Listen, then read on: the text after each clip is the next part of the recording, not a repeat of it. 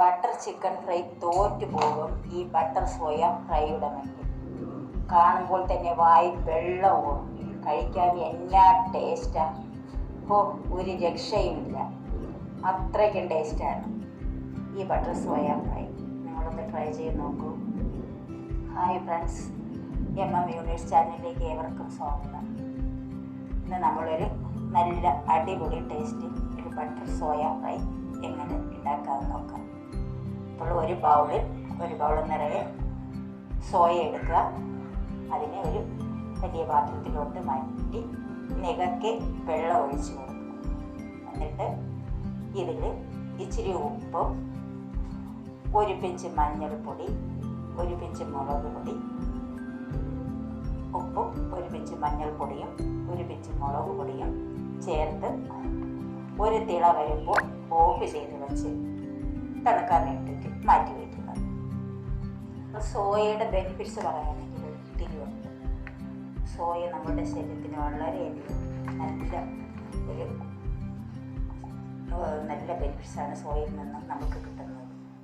എന്ന് പറഞ്ഞാൽ പ്രോട്ടീൻ റിച്ചാണ്, ഫൈബർ റിച്ചാണ്, vitamins, minerals, iron, potassium, magnesium, calcium, zinc എന്നിവയുടെയൊക്കെ എല്ലാം ഒരു കലവറയാണ് സോയ. ഇവിടെ അതെല്ലാം ചേർത്ത് നമ്മളത് തിളയ്ക്കാൻ വേണ്ടിയിട്ട് വെച്ചിട്ടുണ്ട്. തിള വന്നു പിന്നെ ഇതിനെ ഓഫ് ചെയ്ത് വയ്ക്കുക. വെജുകാരുടെ നെല്ലിലും ഒഴിച്ചുകൂടാൻ പറ്റാത്ത ഒരു കാര്യമാണ് ഈ സോയ. സോയയും മഷ്റൂം, അത് കഴിഞ്ഞ് പനീറും ഇവയെല്ലാം ഒക്കെ. എന്നാലും സോയയാണ് ഏറ്റവും കൂടുതൽ മാർക്കറ്റിൽ, ഏത് ലോക്കൽ മാർക്കറ്റിലും കിട്ടുന്നത്, എപ്പോഴും കിട്ടുന്നത് വളരെ കോസ്റ്റ്ലി അല്ലാത്തതുമായ ഒരു സാധനമാണ് സോയ. അപ്പോൾ ഇതിനെ തിളച്ച് തണുത്തതിന് ശേഷം ഇതിനെ നല്ലപോലെ വെള്ളം ഒഴിച്ച് കഴുകി ഇതിൻ്റെ വിശടൊക്കെ മാറ്റി വെള്ളം പിഴിഞ്ഞ് ഒരു പാത്രത്തിലോട്ട് മാറ്റി വയ്ക്കുക. എന്നിട്ട് ഒരു സവാള എടുത്ത് അതിനെ സ്ലൈസാക്കി അരിഞ്ഞ് വയ്ക്കണം. ഇത് ഒരു പിടി കൊച്ചുള്ളി അതുപോലെ ക്ലീൻ ചെയ്തൊരു ബൗളിൽ മാറ്റി വെച്ചിട്ടുണ്ട്.